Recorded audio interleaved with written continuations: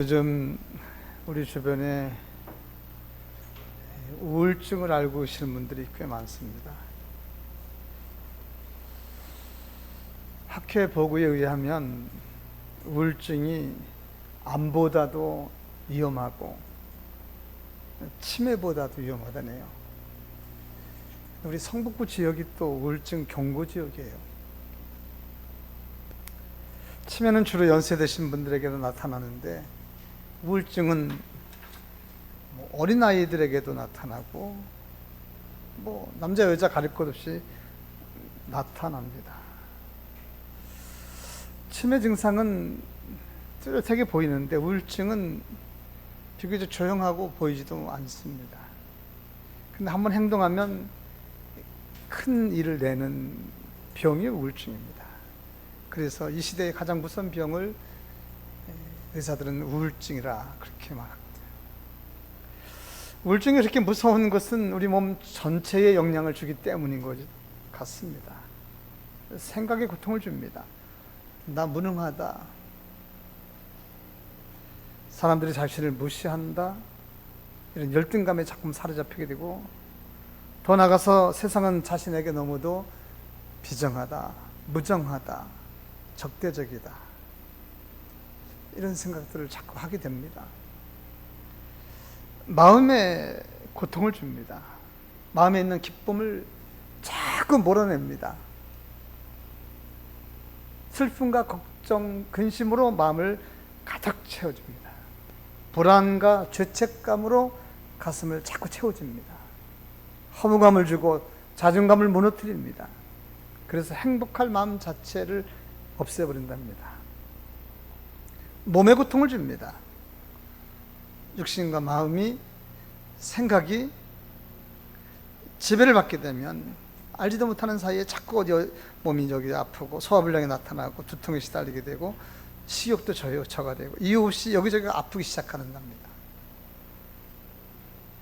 행동의 지배를 받습니다. 잠을 잘 수가 없습니다. 사회적 활동을 회피하게 되고 사람 만나는 걸 싫어하게 되고 늘 불안하고 극단적인 행동도 가능합니다. 왜 인간에게 이런 증상이 나타나느냐가 중요하지 않습니까? 학자들은 그 이유를 고난으로 보고 있습니다. 고난, 고통이 있었다.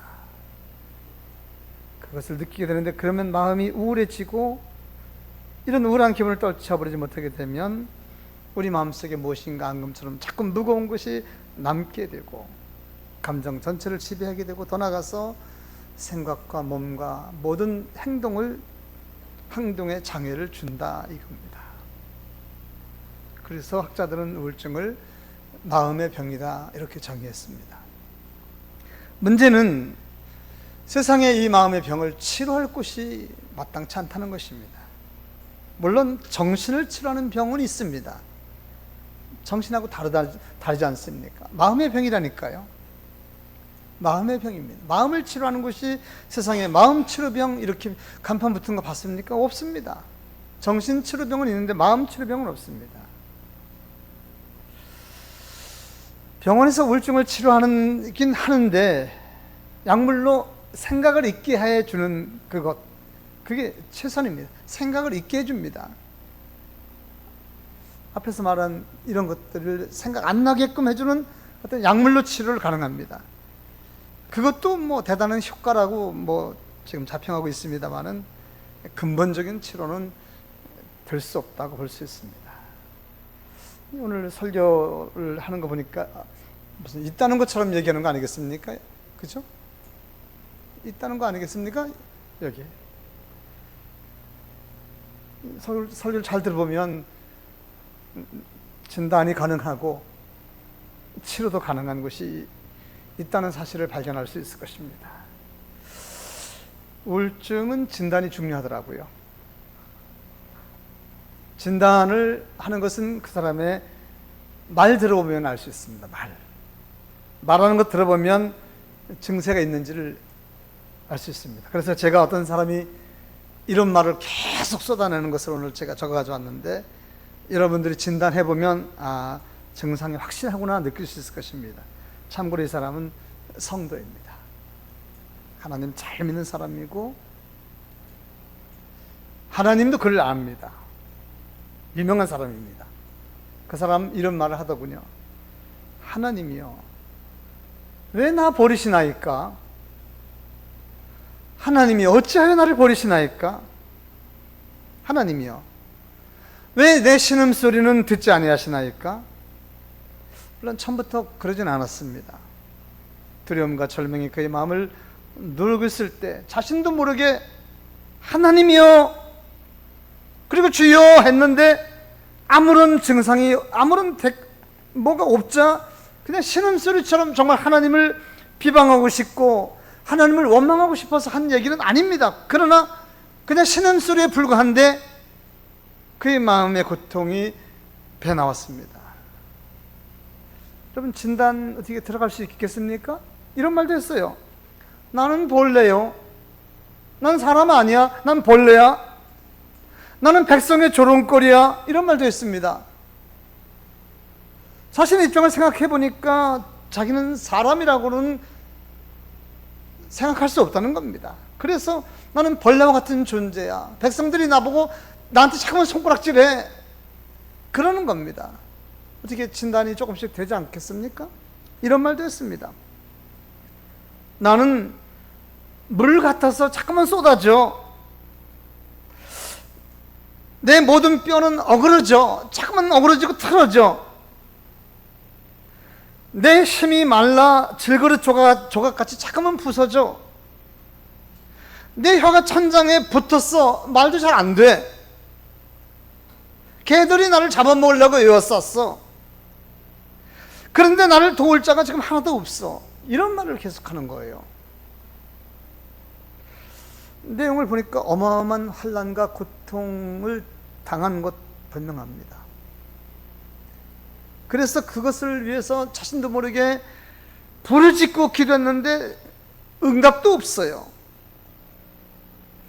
그래서 자기를 둘러싸고 있는 사람을 자신도 모르게 개라고 얘기했어요. 개의 세력에서 건져달라고 기도했어요. 낮에도 부르짖고 밤에도 부르짖었는데 하나님 응답하지 않으셔요. 그래서 지금은 사람들을 못 믿고 인간관계도 지금 다 끊어버렸어요. 지금 이런 상태에 있는 이 사람, 어떻게 우울증 증상이 있습니까? 있잖아요. 제가 봐도 확 표가 나잖아요. 이 사람 누군데요? 성경에서 유명한 사람이에요. 우리가 잘 알고 있는 이스라엘의 최고의 왕 다윗입니다. 다윗이 이런 말을 지금 하고 있어요. 성경에서 다윗은 가장 훌륭한 왕, 이스라엘의 국기에 다윗을 상징하는 별이 있을 정도로 오고 오는 사람들이 앞으로도 우리나라는 다윗의 나라야, 다윗을 그렇게 존중하고, 또 예수님은 다윗의 조상에서 태어났습니다. 참 상징적으로 여러 가지로 의미가 있는 그런 다윗입니다. 그리고 실제로 사울을 폐하시고 다윗이 왕이 되는데 기름을 부었을 때 성령께서 다윗에게 아주 크게 감동했습니다. 그리고 하나님 말씀하십니다. 내가 이사의 아들 다윗을 만나니 내 마음이 너무 기쁘다. 내 마음이 합한 자라, 내 마음에 딱 맞는 사람이다. 내가 그를 통해서 내 뜻을 다 이루겠다. 하나님도 이런 고백을 하신 적이 있습니다. 그런데 지금 다윗의 입에서 나오는 말이 나는 벌레요, 사람이 아니요, 사람들이 나를 조롱하고 내가 하나님이여 부르짖었는데 나는 응답도 없습니다. 개들이 나를 잡아먹으려고 둘러싸고 있습니다. 뭐 이런 아주 비관적이고 낙심적이고 비신앙적인 이런 말을 계속 쏟아내고 있습니다. 우선 그의 고백을 들어보니 그가 큰 고통을 당했음을 짐작할 수 있습니다. 어디서 이런 고통을 당했을까요? 우리가 잘 아는 대로 다윗은 이새의 8형제 중에 막내입니다.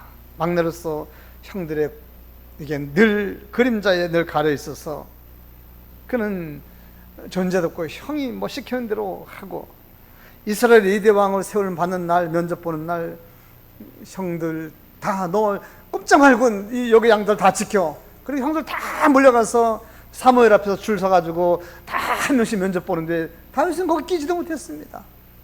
끼지도 못했습니다. 그에게 불행이 찾아온 것은 이스라엘 전쟁 때였습니다. 이스라엘을 한 입에 넣으려고 사자처럼 우르렁대는 저 블레셋의 골리앗, 그 아버지 심부름 따라서 그곳에 형들에게 먹을 것도 갖다 주고 좀 상황 보러 갔다가 골리앗을 만난 뒤로 다윗에게 이런 일들이 차츰 생긴 겁니다. 다윗이 그 골리앗을 죽였거든요. 양 돌보듯이 그냥 물맷돌 던져가지고 맞춰서 쓰러뜨리고 그 목을 가져왔는데 이게 다윗에게 불행을 주는 일이 되었습니다. 참 백성들이 다윗이 들어오자 다윗은 만만이요 사울은 천천히요, 이 백성들이 그런 말을 하기 시작하는 겁니다.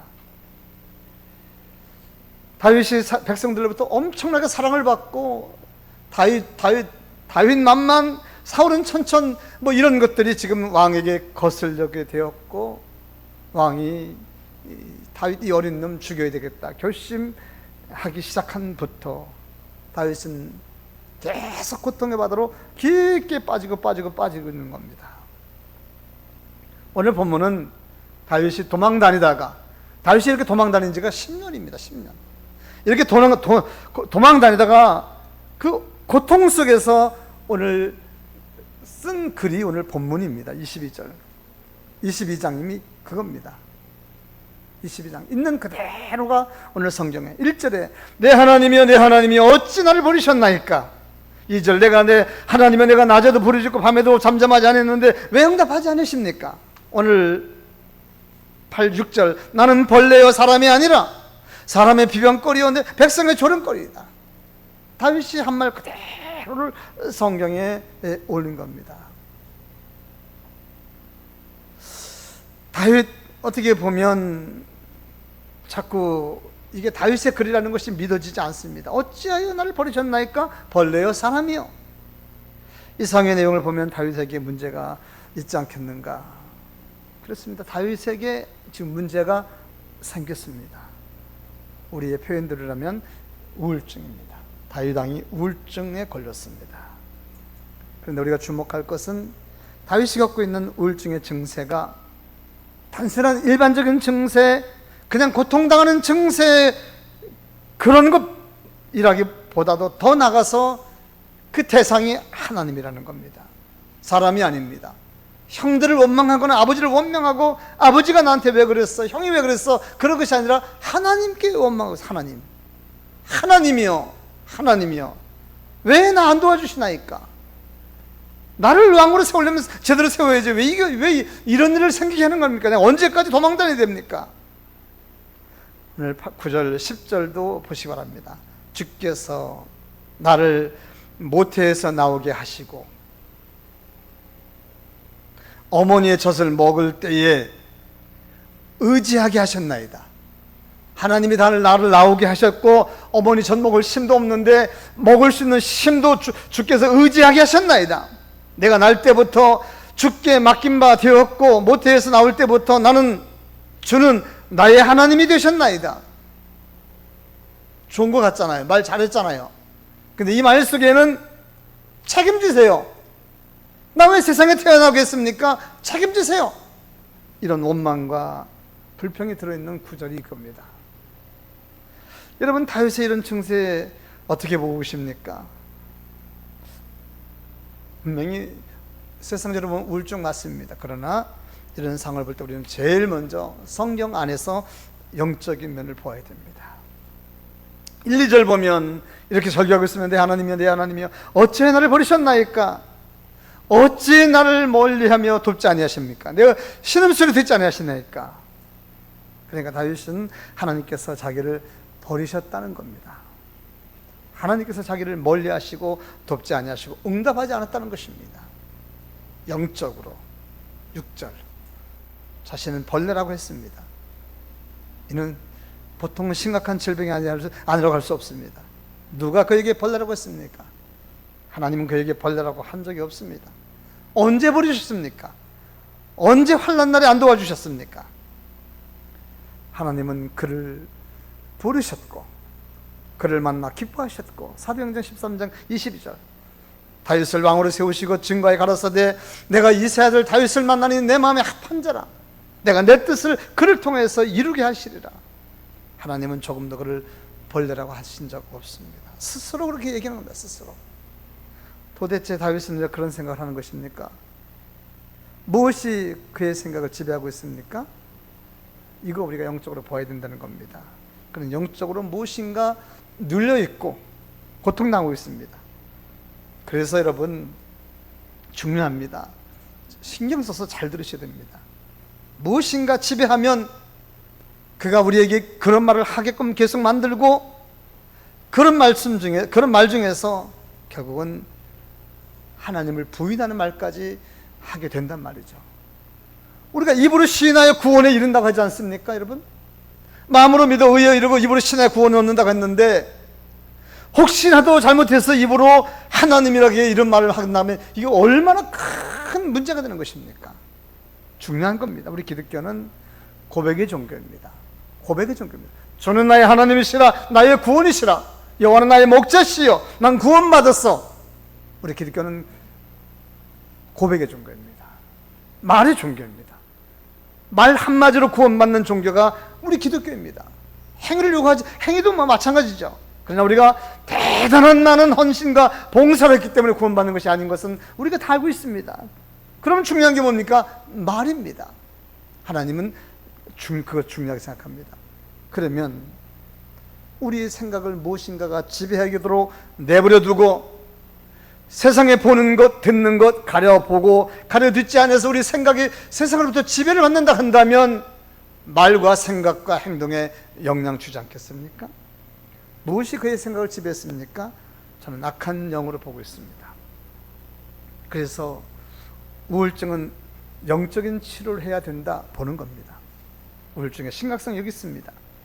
그리스도인이 우울증에 시달리게 되면 자칫 믿음의 뿌리까지 흔들릴 가능성이 있기 때문에 결국은 그의 마음의 믿음이 자라지 못하도록, 우리 복음서에서 주님이 들려주신 씨 뿌리는 비유 속에서 가시떨기에 떨어진 씨앗이 열매 맺지 못하는 이유를 아시겠습니까? 세상의 근심과 재리의 염려 때문에 열매 맺지 못했다. 주님 그렇게 설명하고 있습니다.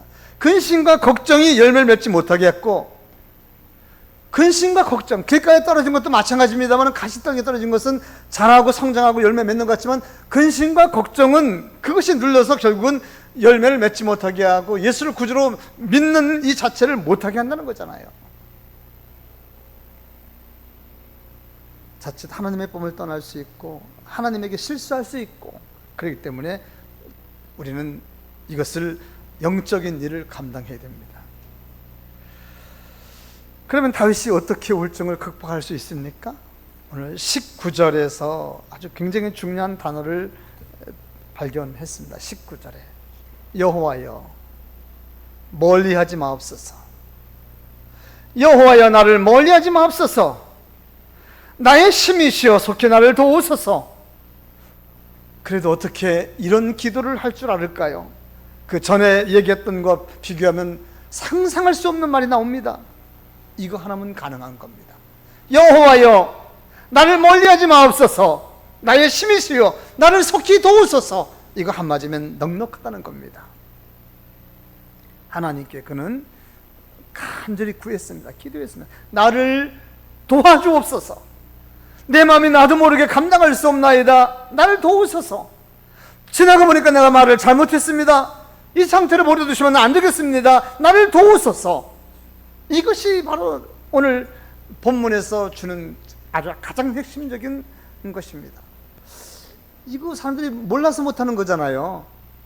하면 되는 겁니다. 어떻게 가능할까요? 그래서 믿음의 선진들 말하고 있습니다. 너는 내게 부르짖으라, 내게 응답하고 내게 크고 놀라운 비밀을 너에게 알게 하리라. 부르짖으라는 겁니다. 복음서에서 주님께서는 구하라, 찾으라, 두드리라 같은 말이잖아요. 구하라, 구하라, 구하라 이렇게 하는 거 보라. 구하라, 찾으라, 두드리라. 이거 해석해보면 같은 말입니다. 제발 구하라.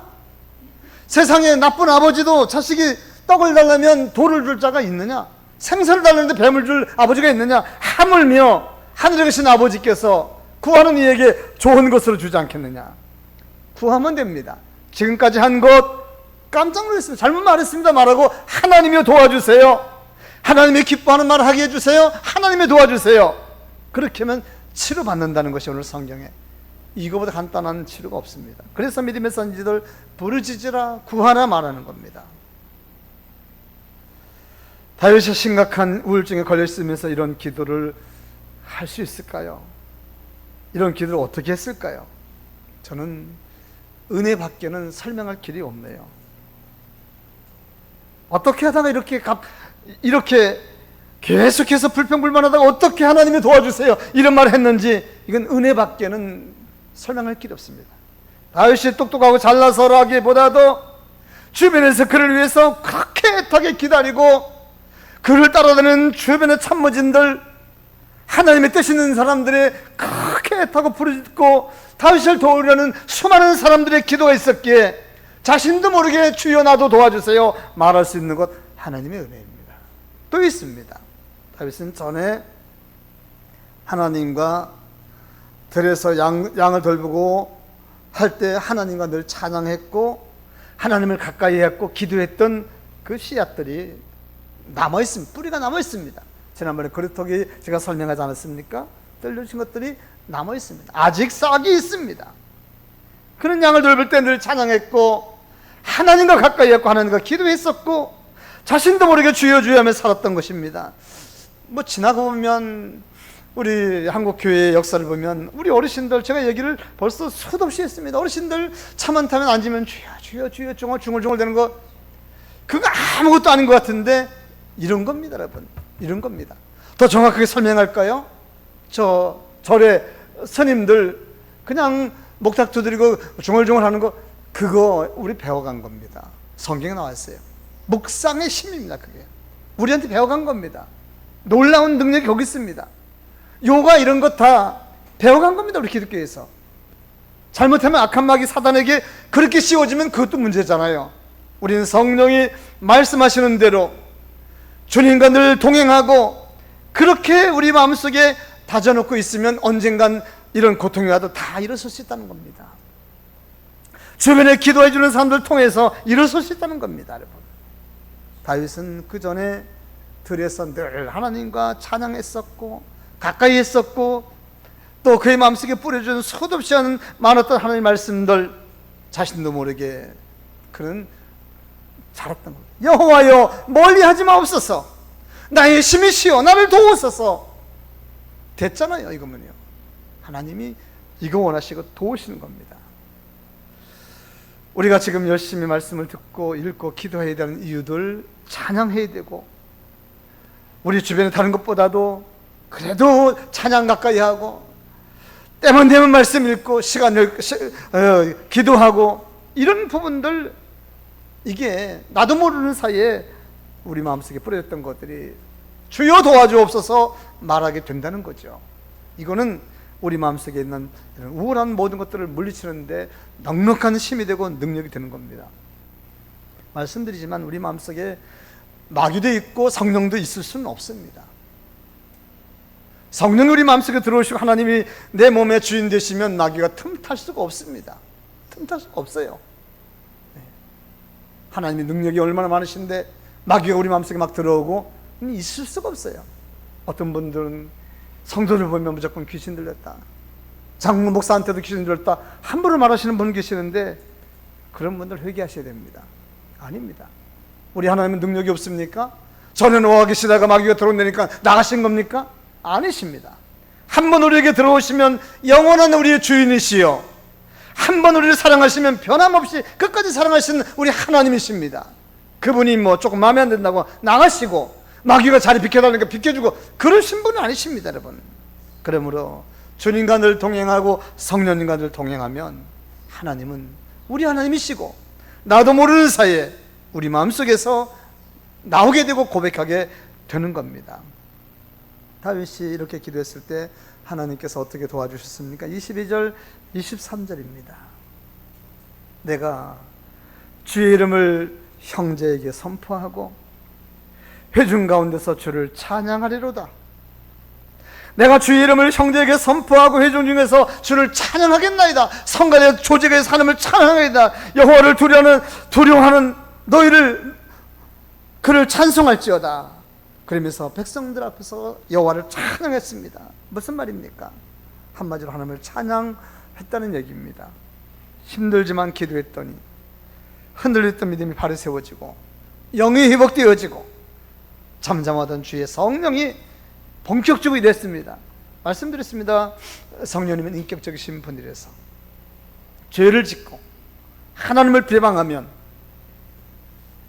자기 자신을 무시하고 하나님의 성전을 그렇게 한다고 한다면 성령님 우리 안에 계시지만 잠잠하고 어떻게 할 수 없는 겁니다. 그러나 부르고 성령님이여 도와주세요, 하나님이여 한다고 한다면 우리 몸에 힘을 주고 능력을 주고 생각을 바꿔주시게 되는 겁니다.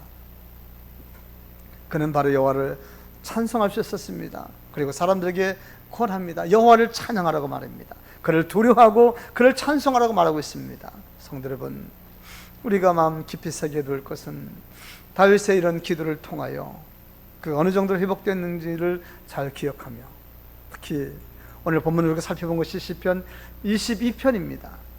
그러나 시편 22절 이후부터 시편 23절은 정말 놀라운 다윗의 작품이 기록되고 있습니다. 그래서 지금 22편에서 다시 시편 23편으로 넘어가는 과정 속에 그 조금 회복되는 것을 보다가 이제 결론적으로 그리고 놀라운 다윗의 변화된 모습 시편 23편입니다. 바로 옆에 장이니까 시편 23편을 같이 합독하시겠습니다. 다윗이 이렇게 변화됐습니다. 시편 22편 바로 23편이잖아요. 같이 합독하시겠습니다. 시작. 여호와는 나의 목자시니 내게 부족함이 없으리로다. 그가 나를 푸른 풀에 넣으시며 쉴 만한 물가로 인도하시는도다. 내 영혼을 소생시키시고 자기 이름을 위하여 의의 길로 인도하시는도다. 내가 사망의 음침한 골짜기로 다닐지라도 해를 두려워하지 않을 것은 주께서 나와 함께 하심이라. 주의 지팡이와 막대기가 나를 안위하시나이다. 주께서 내 원수의 목전에서 내게 상을 차려주시고 기름을 내 머리에 부으셨으니 내 잔이 넘치나이다. 내 평생의 선하심과 인자하심이 반드시 나를 따르리니 내가 여호와의 집에 영원히 살리로다. 아멘. 이것이 변화된 다윗의 새로운 모습이었습니다. 한때 참 다윗 엄청난 참 우리가 충격적인 그런 글을 22절에 보았지만 10편 23장에서 놀라운 그의 고백을 보았습니다. 이것이 나는 벌레요? 나는 사람이 아니요? 백성들이 나를 손가락질하나이다. 개들이 나를 둘러싸였나이다. 이렇게 말한 사람의 고백이라고는 믿겨지지 않을 정도로 놀라운 변화가 있었습니다. 성경에는 다윗 말고도 심각하게 우울증에 걸린 사람들 고통이 많이 있습니다. 우리가 잘 알고 있는 욥도 그랬습니다. 욥도 하나님 앞에 얼마나 불평불만하고 했는지 모르겠습니다. 엘리야 우리가 너무 잘 알잖아요. 갈멜산에서 바알을 섬기는 아세라를 섬기는 850명을 단칼에 물리친, 정말 하늘에서 불을 내려오기 위해서 그 제단을 살린 이 왕과의 대결에서 승리한 엘리야, 그가 그 엄청난 영적 전쟁을 치르고 저 로뎀나무 근처에 가서 하나님이여 나 죽여주세요, 나 죽고 싶습니다, 이런 말 했습니다. 성경의 모든 큰 인물들도 이렇게 연약한 인간적인 면이 있습니다. 그러나 모두 다 하나님께 기도했더니 하나님 외면하지 아니하시고 찾아오셨습니다. 엘리야가 고통스럽게 그렇게 하나님이여 내가 두렵습니다, 차라리 날 데려가세요 말했던 그 엘리야에게 하나님은 천사들을 보내셨어. 일어나라고 말했고 먹을 것을 그에게 제공했고 그래서 힘을 줬던 것을 보게 됩니다. 성도 여러분, 우리가 사는 이 세상 혹자의 말대로 고통, 고해라고 말합니다. 고통의 바다와 같다는 뜻입니다. 사막 나가면 우리를 고통스럽게 하는 것들이 보이고 있습니다. 가장 믿었던 사람, 가장 신뢰했던 사람들이 고통을 줍니다. 마음이 아픕니다. 그럴 때 우리 마음속에 자칫 정신적으로, 마음적으로, 그리고 생각적으로 우리를 흔들리게 만드는 일들이 우리에게 일어날 가능성이 있다는 사실들을 경고의 말씀으로 드리면서, 그것들이 우리 마음속을 지배하게 되면 사탄이 우리 인생을 주관하게 될 수도 있고 믿음의 근간이 흔들리기도 되는 것입니다. 어찌 안 그러겠습니까? 나라도 흔들고 세상도 흔들리는 것이 마귀입니다. 악한 마귀 사단이 한 정치인을 지배하게 되면 그렇게 되는 것이고, 교회 지도자를 지배하게 되면 그렇게 되는 것이고, 가정을 지배하게 되면 그렇게 되는 것입니다. 그래서 말 한마디 나도 모르는 사이에 극단적인 말을 하게 되고, 그 극단적인 말은 되담을 수 없을 정도로 엄청난 문제를 일으키게 되는 경우도 있는 겁니다. 그러므로 우리는 하나님을 참으로 좋으신 분으로 신뢰하고 그분께 기도하고, 아무리 어렵고 힘들고 기도해도 하나님은 우리를 들으신다는 사실들을 기억하면서 지금 마음이 평안하고 안정되고 했을 때 하나님 말씀의 씨앗을 많이 뿌리고 찬양으로 하나님과 가까이 하고, 그렇게 나갈 때 우리가 위기에 처하고 어려움을 당했을 때 나도 모르는 사이에 우리 입에서 주님을 찬양하고 도와달라는 소리가 나올 수 있게 될 것입니다. 마지막 시대 성령 시대인데 성령님과 동행하고 성령을 구하시면 성령님께서 우리와 늘 함께 하시고 넉넉하게 이길 수 있는 힘을 주실 줄로 믿습니다. 한 주간도 주님과 동행하시면서 험악한 세상을 넉넉하게 잘 이기시는 주의 성도가 될 수 있기를 주의 이름으로 축원드립니다.